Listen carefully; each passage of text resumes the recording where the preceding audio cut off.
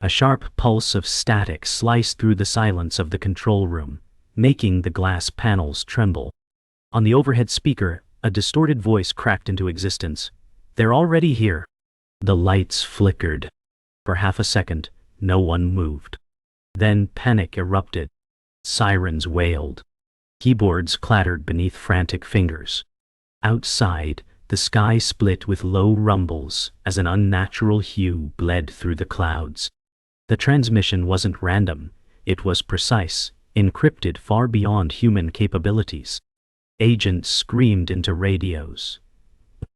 Satellite feeds spiraled into chaos. A single line of the alien code translated itself on the central monitor. "We've been waiting for you." In the shadows, Commander Ilara Miles stood frozen, her eyes wide, not with fear, but recognition. The moment didn't just change the world, it detonated it. The arrival was not an invasion. It was a signal. And Ilara felt it not just in her ears, but in her spine. Humanity's clock had just been reset. The nightmare had begun. The broadcast looped, once, twice, then fractured into static. Ilara's mind raced as she replayed that voice over and over in her head. She'd heard it before. Not on Earth, but in a dream she'd buried years ago. "They're already here." Those words carried weight, not warning. A memory flickered. Her father, years before his disappearance, murmuring similar phrases in his sleep. The control room blurred around her. Her body was still, but her mind was spiraling. Reports flooded in. Worldwide power surges, neural disruptions in remote populations, strange behavior in satellites, but no demands. No fleet. Just presence. She gripped the edge of the console. What kind of enemy doesn't speak, doesn't show, just arrives? And why did her veins hum with familiarity at their signal? Outside the bunker, panic took shape. Civilians screamed under glitching skyboards as emergency drones buzzed overhead, delivering instructions in every major language. People didn't know what was coming. They just knew something had arrived. Digital billboards blinked erratically. "Stay indoors. Stand by for updates." The streets of major cities pulsed with confusion, fear, and digital ghosts, phantom signals sweeping through every channel. But one figure remained calm. General Kale. From his subterranean command he watched the chaos with a soldier's detachment. "Phase 1, he whispered. He had known this day would come, and that Ilara would be at its center.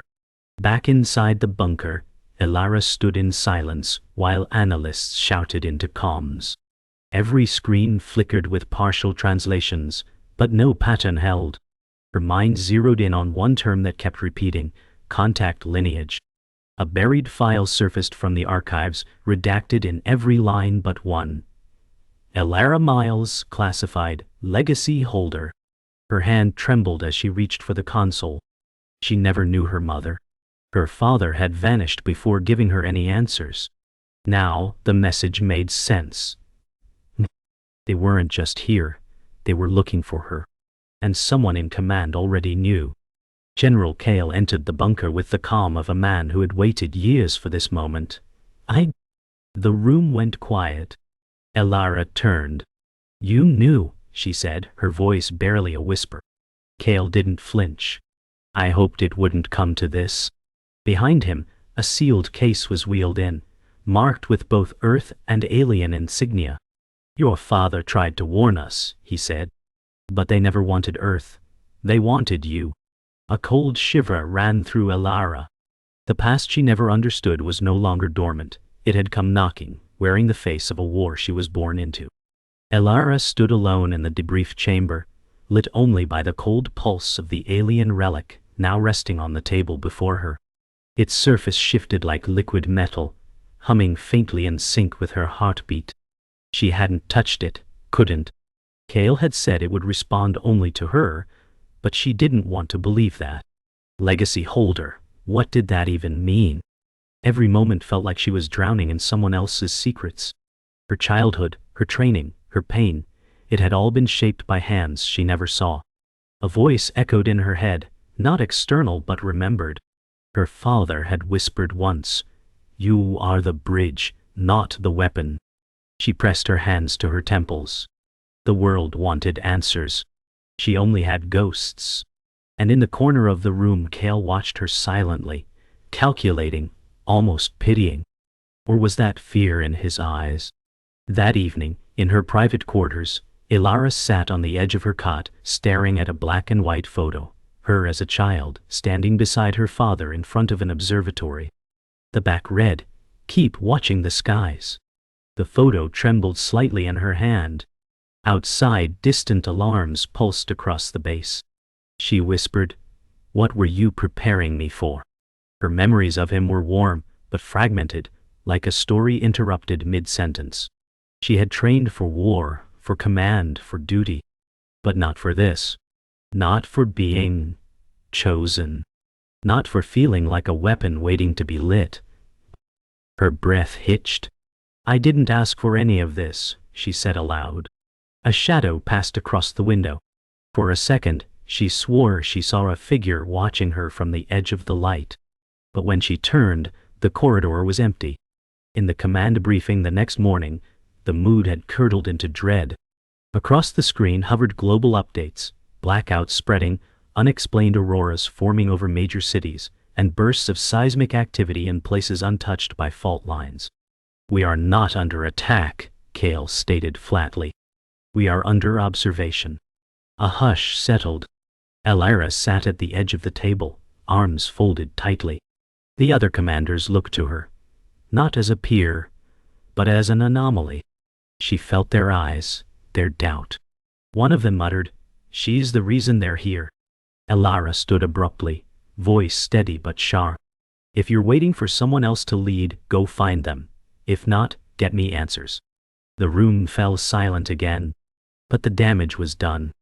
Isolation wasn't coming. It had already arrived. Later that night, Ilara accessed her father's sealed records with Kale's reluctant clearance. As she sifted through logs and journal entries, one phrase appeared repeatedly: "Symbiosis with the unknown must come through bloodline inheritance." Her throat tightened. She scrolled faster, then froze. A file titled "Subject EM" opened with grainy footage. Her as a child, touching the same relic now in her possession. The moment she made contact, it pulsed. Her father's voice whispered from the log, "She doesn't know yet, but the signal inside her is already active." Ilara recoiled from the screen. They had been watching her since birth. Her life had never been her own. Not destiny, design. Sleep didn't come. Instead, Ilara wandered the base's edge until she reached the perimeter fence. Beyond it, the desert stretched into endless darkness. Stars above shimmered unnaturally, too bright, too deliberate. One cluster pulsed in a pattern she recognized from the transmission. She stared at it, trying to quiet the storm in her chest. Somewhere in the silence, a presence stirred behind her. "You always walk alone when you're afraid," a voice said. She turned sharply. It was Lieutenant Ray, her most trusted second. He offered a weak smile, but his eyes were scanning her. "You feel it too, don't you?" Ilara asked. Ray nodded slowly. "It's not an invasion, it's a return." The word clung to the night like frost. Return. But of what? Of who? By dawn, internal security had intercepted a private transmission sent from within the base, encoded in alien language and traced to Lieutenant Ray. Ilara stormed into the interrogation room, jaw clenched. Ray sat calmly, wrists cuffed to the table, eyes disturbingly serene. "Why?" she demanded. Raised his head slowly. "Because you weren't ready yet, but they're growing impatient." His voice was eerily calm. Ilara recoiled. "You're one of them." Ray smiled, not with malice, but with something that felt like pity. "Not them, not us, something in between." Her mind reeled. He had been at her side for years. Through combat, training, loss. "You think I don't remember?" Ray whispered. "You touched the relic long before this war began." The words hit harder than a weapon. Trust shattered. And now, she was more alone than ever. Kale reviewed the footage in silence. Ray's confession, Ilara's reaction, the pulse of the relic matching the moment Ray spoke. "It's accelerating," he muttered. Elara stood at his side, arms crossed, emotion locked behind discipline. "He's just one of many, isn't he?" she asked. Kale nodded slowly. "We've suspected embedded agents for years. Ray was a late activation." The words fell like stones. "How many knew about me?" she asked. Kale's pause spoke volumes. "Enough to make sure you were protected, controlled." Elara turned away. Her life had been managed, scripted. "You didn't trust me with the truth," she said bitterly. Kale's eyes didn't meet hers. "We couldn't afford to." Every revelation pulled tighter around her, freedom shrinking as purpose consumed identity. Later in the med lab, Elara underwent a full scan. The relic's energy signature had left traces in her neural activity, spiking only when exposed to alien transmissions. "It's like you're resonating," the lead medic whispered, awed and afraid. Her brainwaves danced in patterns the machine couldn't identify. But Elara didn't feel empowered. She felt violated. Her biology had been shaped by something she never consented to. Watching the data spiral across the screen, she realized the truth wasn't external. It was inside her. And then another surge, violent, sharp. Images burst through her mind. A throne made of black stone, alien faces kneeling, her voice commanding in a language she'd never learned. She jolted upright, gasping. "What did you see?" the medic asked. Elara's eyes flicked toward the mirror. "Not what. Who?" Elara returned to her quarters, shaking. The visions wouldn't fade. Alien voices still echoed, speaking through her thoughts. On her bed lay a sealed envelope marked in her father's handwriting. She opened it slowly. Inside, a single page with coordinates and a phrase scrawled beneath it. "If they find this first, run." Her hands trembled. Before she could react, a low hum vibrated through the air. The lights flickered. Her reflection in the mirror blurred, not distorted by glass, but by something within her. Her pupils flashed with bioluminescent shimmer. She backed away, heart pounding. The transmission had awakened something she couldn't contain, something that might not be entirely human. Elara collapsed to her knees, whispering, "What am I becoming?" She met Kale on the roof of the operations tower, wind tearing across the platform. "Tell me the truth," she demanded. Kale looked worn, older than before. "They chose Earth centuries ago. But they chose you long before that." Elara stared at him. "Why me?" Kale's voice was low. "Because your mother wasn't from here." The words crashed into her like a storm surge. "We thought your father could contain it, keep you off their grid. But you activated early. You were never just human, Elara. You were bred to bridge their world and ours." Her breath caught. Her hands shook. "So what now?" she asked. Kale didn't answer. Instead, he stepped aside, revealing the distant horizon, where strange lights had begun to form over the mountains. "Now," he said, "they come to collect." Elara stood before the secured entrance to Vault X, an underground facility only whispered about in Black Ops briefings. Kale keyed in a code, then hesitated. "What's in there?" she asked. His silence was answer enough. As the door hissed open, a blast of sterile air met them. Inside, stasis pods, dozens. All occupied. "Who are they?" Elara asked. Kale's voice cracked. "Early hybrids, failed integrations." Her stomach turned. The pods held people, some visibly altered, skin marked with alien fractals, others suspended mid-transformation. "You used them." Kale's eyes darkened. "We were trying to understand what you are." Elara stepped back, breath catching in her throat. "These weren't experiments, they were lives." Kale said nothing. The silence screamed betrayal. And something behind the glass, one of the hybrids, opened its eyes. Outside the vault, Elara struggled to keep control. She'd seen many horrors in her career, but this was different. "You lied to me," she whispered. Kale followed, slower, his face unreadable. We lied to protect you. She turned sharply. From what, myself? He didn't answer. Elara's voice cracked. How long have you known? Kale looked away. Since the day your mother arrived. She wasn't a threat. Until she disappeared. Elara froze. She was here. Kale nodded. She came willingly. She left. Not. The implication chilled her. You caged her. We tried to study her, he admitted. We never understood her power. Elara's breath hitched. The fragments of her life had been manipulated from birth. Not by aliens, but by men who feared what they couldn't control. That night, Elara accessed the vault's deeper logs.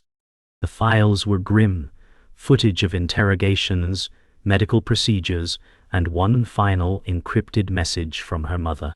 If you are watching this, the woman said, then they've broken the seal. You must not let them weaponize what you are. Elara's breath caught. Her mother looked like her, but older, calmer, with glowing eyes full of grief. You are not a soldier, she said. You are a messenger. The message cut to static. Elara sat frozen. They had feared her mother not because of violence, but because of truth. The aliens weren't invaders. They were trying to reach her, through blood, through time, through everything humanity had tried to bury. In the briefing hall, Elara faced the council, commanders from across the global defense network. You lied, she said. Not just to me, to all of us. General Vosk stood. We contained a threat. Elara's voice rose. You created it. You made enemies of beings that came to warn us. The council murmured in unrest. Vosk smirked. And yet it is your DNA they respond to. How convenient. She stepped forward, defiant. Because I listen, I don't fear what I don't understand. Her words struck like a spark in a powder room. The room erupted in tension. You are emotionally compromised, Vosk snapped. And you are morally bankrupt, she returned. No more hiding. She was no longer their asset. She was their reckoning. Alone again, Elara stood in the observation dome, watching the sky crackle with auroras that shouldn't exist. The stars blinked in unnatural rhythm, forming constellations that matched the alien code. She placed her hand on the glass, and the lights shimmered in response. They weren't just watching, they were waiting. She could feel them, pressing against the barrier of atmosphere, of politics, of fear. You didn't come to conquer, she whispered. You came to connect. And humanity had rejected the message, tried to twist it, feared the power that bridged the stars. Her reflection looked back at her, no longer just a soldier, no longer just human. She turned from the stars. It was time to stop following orders. The coordinates in her mother's letter led Elara to a remote excavation site, buried beneath the ice of Greenland. The team had abandoned it decades ago after a containment breach. With Kale at her side and a private tactical team in tow, she descended into the ruins, an ancient structure not built by human hands. Symbols on the wall glowed faintly as she passed, reacting to her presence. It's alive, one soldier muttered. Elara didn't reply. She felt it too. At the chamber's center stood a crystalline obelisk, humming in sync with her heartbeat. Kale whispered, "We believe it's a throne." The moment she touched it, the entire structure pulsed. Vision blurred. A voice filled her mind, not words, but recognition. This wasn't a throne. It was a beacon. And it had been calling her home. The vision hit like lightning. Elara stood in a place between stars, a celestial council chamber lit by planetary orbits. Alien figures knelt before her, heads bowed, not in submission but in reverence. At the center, the queen rose. Tall, luminous, and undeniably familiar. "You are my daughter," she said. "You were sent to unify what we divided." Elara's knees buckled. This was her mother, not as a prisoner, but as a ruler. Earth was never meant to be a battlefield, the queen continued. It was meant to be the bridge. The vision cracked, pulled back by gravity. Elara gasped, crumpling near the obelisk. Kale reached for her, but she raised a trembling hand. "She's not gone," Elara whispered. "She's waiting." The legacy wasn't a burden. It was a calling. The team extracted the obelisk for secure transport, but the moment it left the chamber, sky anomalies spiked across every continent. Earth's magnetic field trembled. A storm was brewing, and it wasn't weather. Elara stood on the airlift platform, wind whipping around her. Kale approached, face grim. "We can't stop it," he said. "You may be the only one who can communicate before they act." She nodded, staring at the sky. "Then I need to speak before the world draws its sword." The moment was clear. No more delays, no more hiding. Humanity had to hear the truth.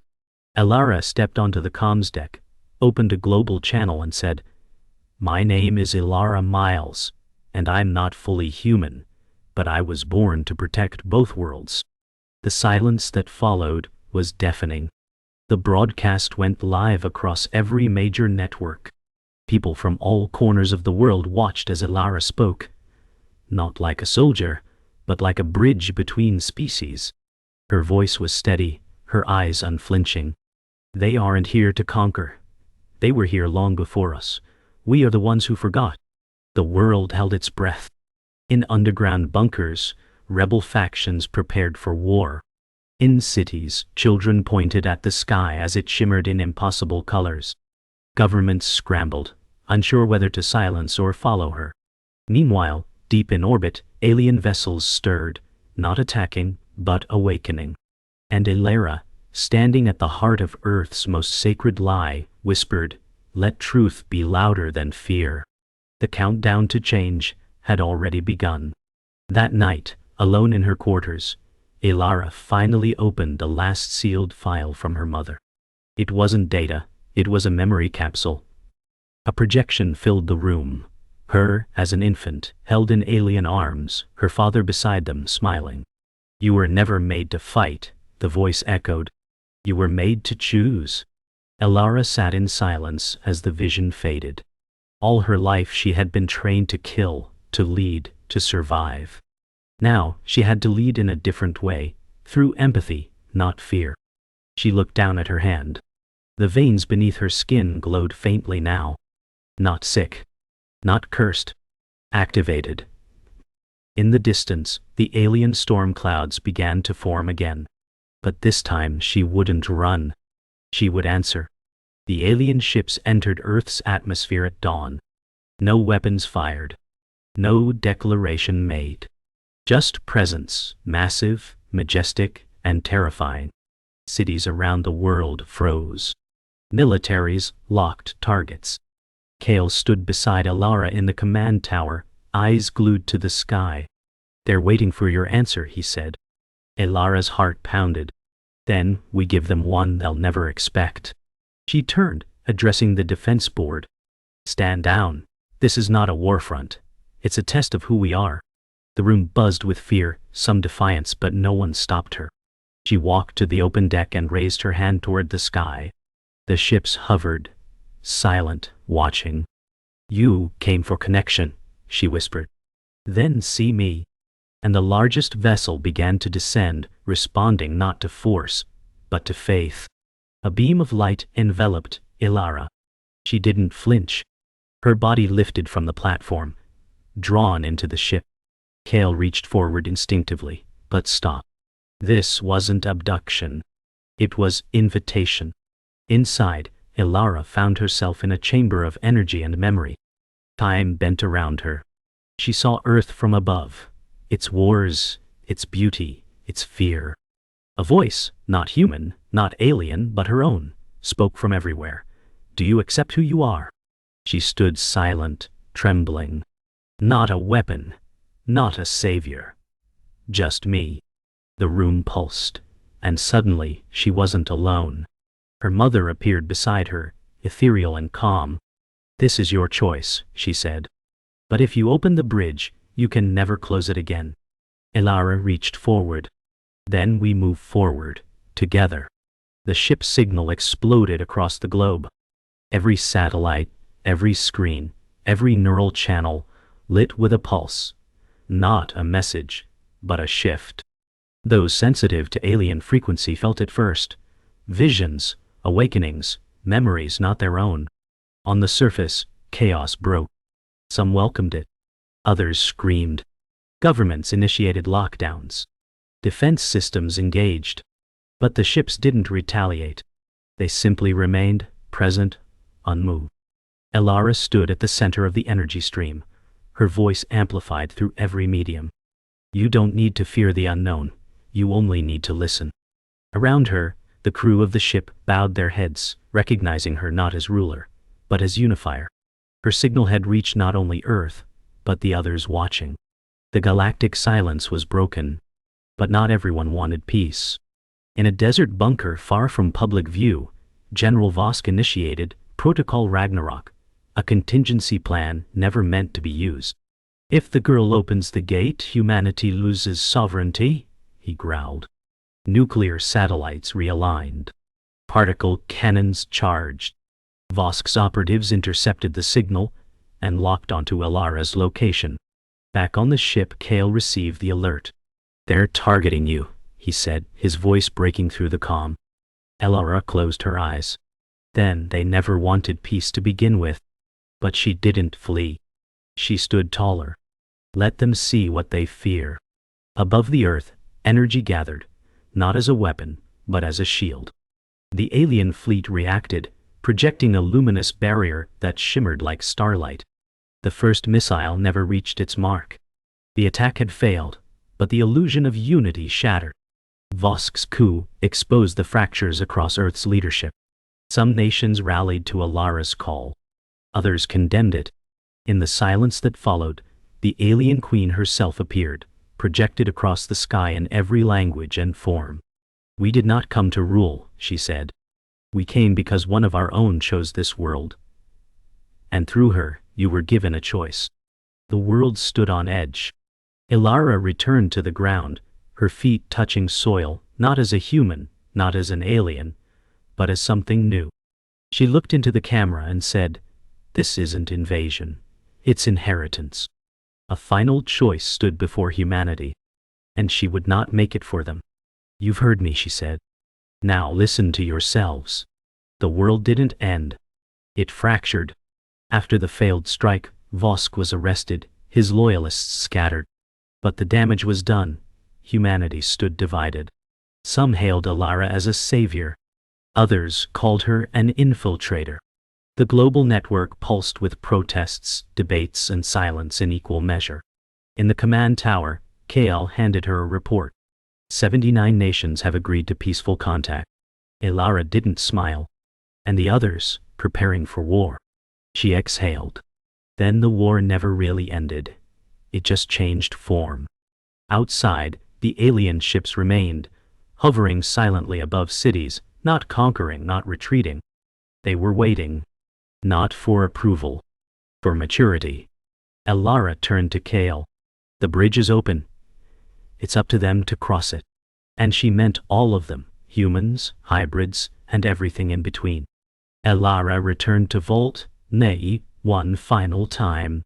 Thesis pods had been shut down. The hybrids, once considered failed, had been awakened.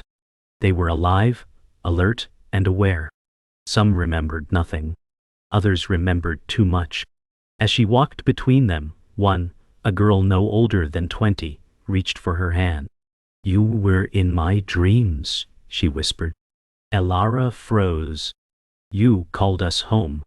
Tears welled in her eyes. These weren't soldiers or subjects. They were survivors. Abandoned pieces of a plan humanity tried to erase. "You're not mistakes," Elara said. "You're the future we feared." Around her, eyes opened. Voices whispered. And for the first time, the vault didn't feel like a prison. It felt like the beginning of something brave, fragile, and terrifyingly new. In a hidden garden carved from the ruins of an old observatory, Elara stood before a memorial stone bearing her father's name. Beside it, a smaller plaque, "Unknown Mother, Starborn." She knelt, placing her hand on the earth. "I know now," she said. "And I'm not afraid anymore." The sky overhead shimmered with residual energy, silent auroras left by the ships. The garden had been built by Kale in secret, years ago. "He tried to give you a choice," a voice said behind her. It was Ray, newly released, no longer a sleeper, but changed. "He made mistakes," Elara said. "We all did."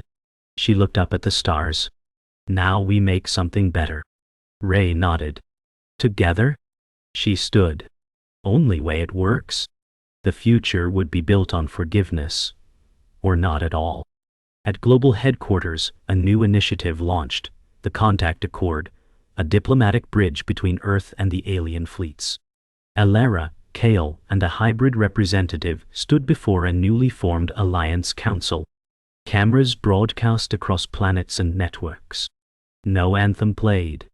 No speech rehearsed. Just a hand extended, palm open. The alien emissary mirrored it. Two hands met in silence. And the world held its breath. Not every nation agreed. Not every mind accepted. But the gesture, simple, bold, and fragile, was real. Elara looked into the eyes of the being before her and whispered, "This is your world too." For the first time the word, alien, began to lose its meaning. And something else emerged in its place, shared belonging. Weeks later, Elara stood at the edge of the desert, watching the last of the ships ascend. Not all had stayed. Not all had gone. A new era had begun, quietly, uncertainly. Behind her, Earth moved forward. Slowly. Imperfectly.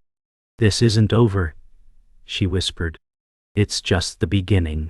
She turned, walking away from the rising dust. Her silhouette blended into the golden horizon. In her hand, she held a small glowing shard, the last remnant of the beacon. Not a weapon. Not a trophy. A reminder. The final image wasn't one of war, nor peace. It was of momentum. Of a world still spinning, still deciding. The alien queen's fatal error hadn't been trusting Elara. It had been underestimating how far a single human could go once they accepted who they truly were.